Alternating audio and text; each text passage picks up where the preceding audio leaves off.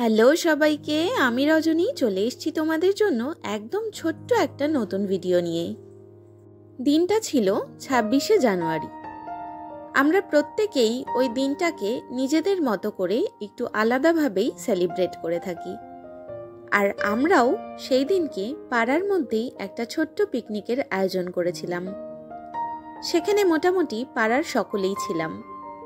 আমাদের সবারই সকালের জলখাবার খাওয়া হয়ে গেছে। সকালের মেনুতে ছিল লুচি আর আলুর তরকারি। আর অভিজিৎ অনেক পরে এসছে, তাই ও একা একাই বসে বসে খাচ্ছে। আমার যদিও খাওয়া হয়ে গিয়েছিল। আর আজকে পুরো রান্নার দায়িত্বে ছিল দাদাভাই, মানে আমার ভাসুর। দাদাভাই এখন ফ্রাইড রাইসের জন্য সবজিগুলো ভাজছে, আর এদিকে দিদিভাই কাজুগুলোকে টুকরো টুকরো করে ভেঙে নিচ্ছে। ফ্রাইড রাইস হয়ে যাওয়ার পর এখানে চিকেন কষাও রেডি হচ্ছে। আর কড়াইতে এতটা পরিমাণ চিকেন হয়ে গেছে যে তার মধ্যে আর রান্না করা সম্ভব হচ্ছে না। তাই এবার সেটাকে দুটো ভাগে ভাগ করে রান্না করা হবে।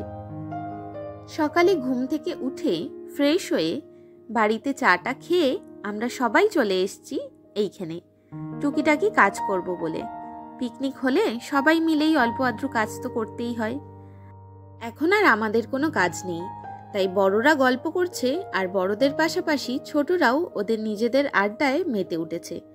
আর মাঝে কয়েকটা পাঁপড় ভাজা দিয়ে ওদের বেশ গল্পটা আরেকটু জমে গেছে।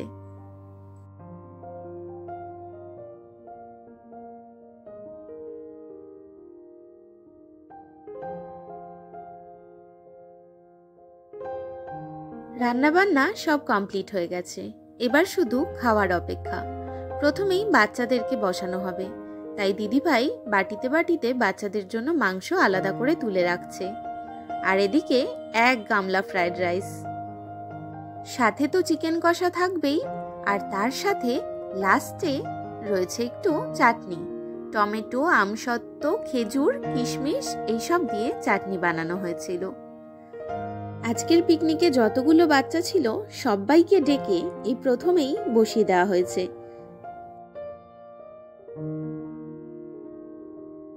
বাচ্চাদের খাওয়া দাওয়া হয়ে যাওয়ার পর কিছু বড়দেরও খেতে বসিয়ে দেওয়া হয়েছে। ওদের হয়ে গেলে তারপর আমরা আবার খেতে বসবো।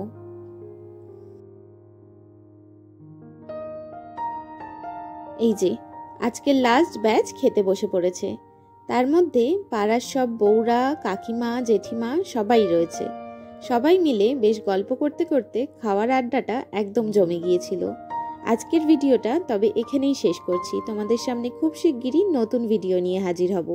ততক্ষণ ভালো থেকো, সুস্থ থেকো।